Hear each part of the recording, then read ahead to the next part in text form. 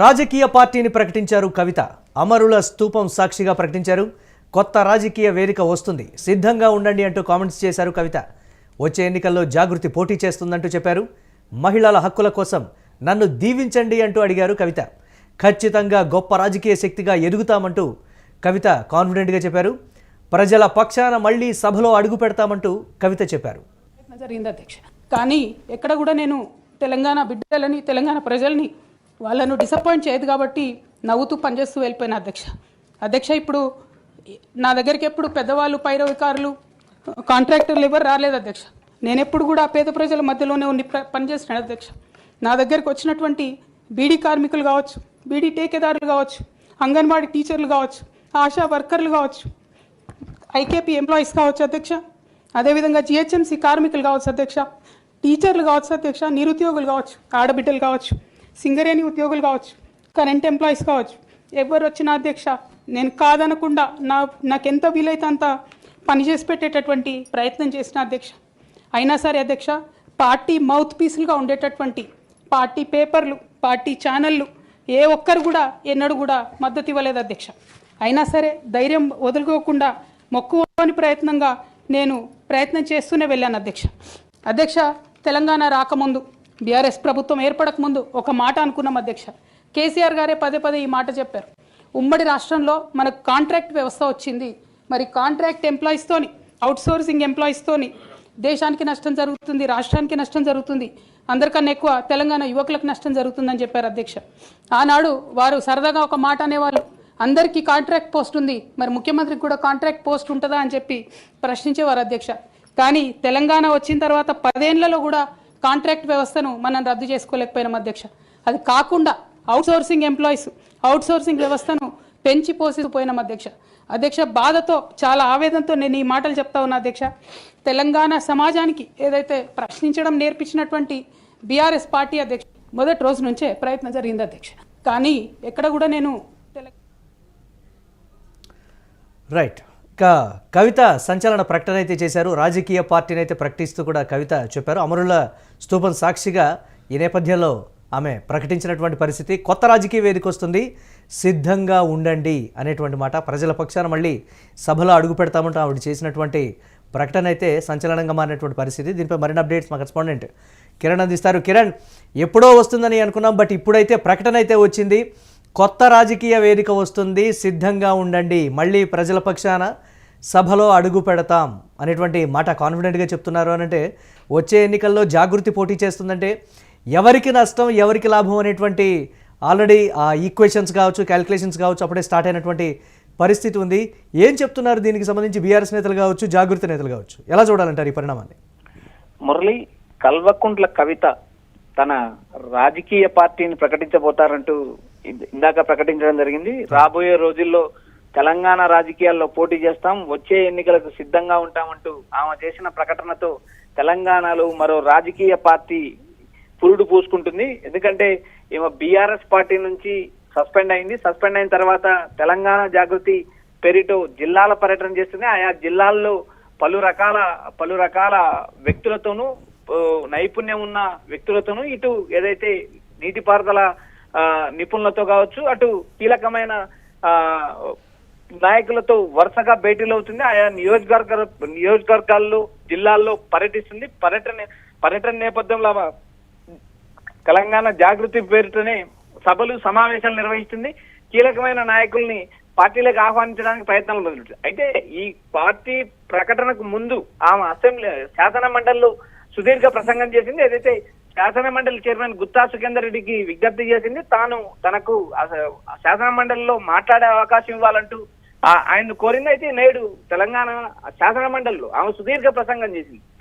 తాను ఎంపీగాను, ఎమ్మెల్సీగాను ఎన్నికయ్యాను. గతంలో ఏదైతే తెలంగాణ రాకముందు ఉనుపున్న పరిస్థితులు, తెలంగాణ వచ్చిన తర్వాత ఉన్న పరిస్థితులు, అదేవిధంగా కంటతడి పెడుతూ తాను బీఆర్ఎస్ పార్టీకి ఎంతో చేశాను, కానీ బీఆర్ఎస్ పార్టీ తన సస్పెండ్ చేసే ముందు కనీసం షోకాజ్ నోటీస్ ఇవ్వలేదు, తన వివరణ అడగకుండా ఏకపక్షంగా నిర్ణయం తీసుకుంటున్నట్టు ఆమె ఏదైతే ఆ శాసన మండలిలో ఆవేదన చెందారు. వచ్చే ఎన్నికల్లో పోటీ చేయడానికి సిద్ధమైంది. ఆమె గన్ పార్క్ వేదిక ఏదైతే కొత్త రాజకీయ వేదిక వస్తుంది, రాబోయే రోజుల్లో తెలంగాణ ఎన్నికల్లో పోటీ చేస్తాం, తెలంగాణ అసెంబ్లీ తెలంగాణ నుంచి ఎన్నికయ్యి చట్టసభల్లో అడుగు పెడతాం, జాగృతి పేరుతో జాగృతి పేరు కావచ్చు, మరొక పేరు కావచ్చు, ఏ పేరుతో పార్టీ ప్రకటన చేస్తుందో ఆ పార్టీ నేతలు ఆ శాసన మండలిలో అడుగు పెడతారంటూ ఆమె ఉద్వేగంగా ప్రసంగించారు. తాను ఏదైతే తెలంగాణ రాజకీయాల్లో మొదటి నుంచి ఏదైతే ఊహించినట్టు కవిత రాజకీయ పార్టీ ఖరారైంది, కొత్త రాజకీయ శక్తిగా ఎదుగుతాం, ప్రజల పక్షాన మళ్ళీ సభలో అడుగు పెడతాం, ప్రజల పక్షాన పోరాడతాం, వచ్చే ఎన్నికల్లో జాగృతి తరపున పోటీ చేస్తాం, నాయకులు సిద్ధం కండి అంటూ ఆమె చేసిన ప్రకటన తెలంగాణ రాజకీయాల్లో కొత్త ఈక్వేషన్ వైపు దారి చూపే అవకాశం. ఇటు బీఆర్ఎస్ పార్టీకి నష్టమా, అటు ఓట్ల చీలిక వల్ల కాంగ్రెస్ పార్టీకి నష్టమా, ఏం జరగబోతుంది రాబోయే ఎన్నికల్లో 2028 ఎన్నికల్లో తెలంగాణలో మరో కొత్త పార్టీ పురుడు పోసుకోవడం, మరో కొత్త రాజకీయ వేదిక సిద్ధమై వచ్చే ఎన్నికలకు సిద్ధమవుతున్నారు. ఇప్పటికే తెలంగాణలో త్రిముఖ పోటీ నడుస్తుంది. అటు బీఆర్ఎస్ ఈ నిర్ణయానికి సంబంధించి కవిత వెనక్కు తగ్గుతారని కూడా బీఆర్ఎస్ లోని ఒక వర్గం కావచ్చు, లేకపోతే జాగృతిలో నుంచి బయటకు వెళ్ళినటువంటి ఆ వర్గమే స్ప్రెడ్ చేస్తున్నటువంటి పరిస్థితి కూడా ఉంది న్యూస్.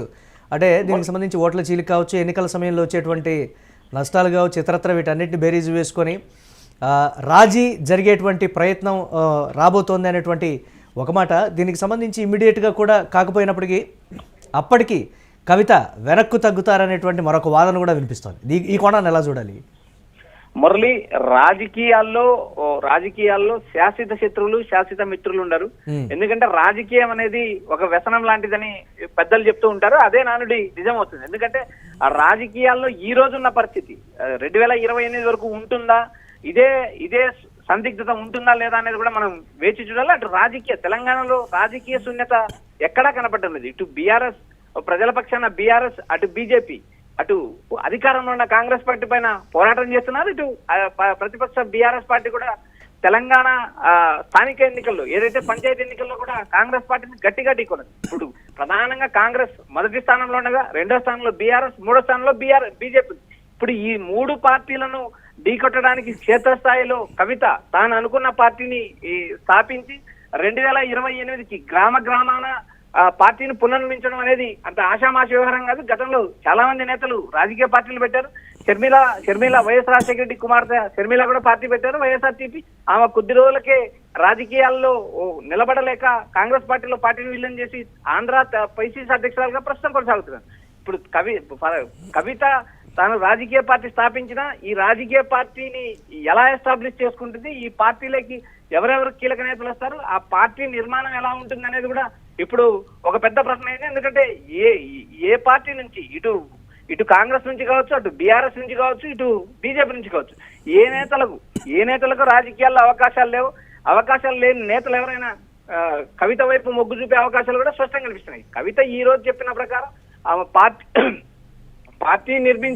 పార్టీని స్థాపించి పార్టీ నిర్మాణాన్ని గ్రామ స్థాయికి తీసుకెళ్లి వచ్చే ఎన్నికల్లో పోరాటం చేయడం అంత ఆషామాషి వ్యవహారం కాదు. ఎందుకంటే ఒక రాజకీయ పార్టీ ఎస్టాబ్లిష్ కావాలంటే దాని వెనుక ఒక బలమైన నేపథ్యం ఉండాలి, బలమైన సెంటిమెంట్ ఉండాలి. అలాంటి పరిస్థితి తెలంగాణ రాజకీయాల్లో ప్రస్తుతం కనపడలేదు. మరి రాబోయే రోజుల్లో తిరిగి బీఆర్ఎస్ వైపు కవిత మొగ్గు చూపుతారంటూ గతంలో ప్రచారం జరిగింది. ఆ ప్రచారం ప్రస్తుతానికి కవిత మాటలు చూసినప్పుడు అది అవాస్తవం. ఎందుకంటే నేరుగా శాసన మండలిలో కూడా కవిత బీఆర్ఎస్ కి చేసిన సేవలు, బీఆర్ఎస్ తనను అవమానించిన తీరు, తాను పెట్టుకున్న కంటతడి, ఈ అన్ని అంశాలు తెలంగాణ రాజకీయాల్లో సానుభూతి వైపు మొగ్గు చూపుతాయా లేదా అనేది కూడా రాబోయే రోజుల్లో చూడాలి. ప్రస్తుతానికి తెలంగాణ రాజకీయాల్లో కాంగ్రెస్, బీఆర్ఎస్, బీజేపీ త్రిముఖ పోటీ నడుస్తుంది. ఈ ముగ్గురు పార్టీలను ఢీకొట్టడానికి క్షేత్రస్థాయిలో కవిత ఆ స్థాయిలో బలం ఇప్పటికిప్పుడు అంటే రాబోయే 2-3 ఏళ్లలో సాధించడం అంత తేలికైన విషయం కాదని రాజకీయ విశ్లేషకులు అభిప్రాయపడుతున్నారు. Murali, right, thanks for updates Kiran. ఇక రాజకీయ పార్టీని అయితే కవిత ప్రకటించినటువంటి ఒక బ్రేక్ న్యూస్ చూస్తున్నాం. అమరుల స్తూపం సాక్షిగా ఈ నేపథ్యంలో సంచలన ప్రకటన చేశారు కవిత. కొత్త రాజకీయ వేదిక వస్తుంది, సిద్ధంగా ఉండండి అంటూ కూడా కీలకమైనటువంటి కామెంట్స్ చేశారు. వచ్చే ఎన్నికల్లో జాగృతి పోటీ చేస్తుందంటూ కూడా కన్ఫర్మ్ చేశారు. మహిళల హక్కుల కోసం నన్ను దీవించండి అంటూ చెప్పారు. ఖచ్చితంగా గొప్ప రాజకీయ శక్తిగా ఎదుగుతామంటూ కాన్ఫిడెంట్గా చెప్పారు. ప్రజల పక్షాన మళ్లీ సభలో అడుగు పెడతామంటూ కూడా కవిత చెప్పారు.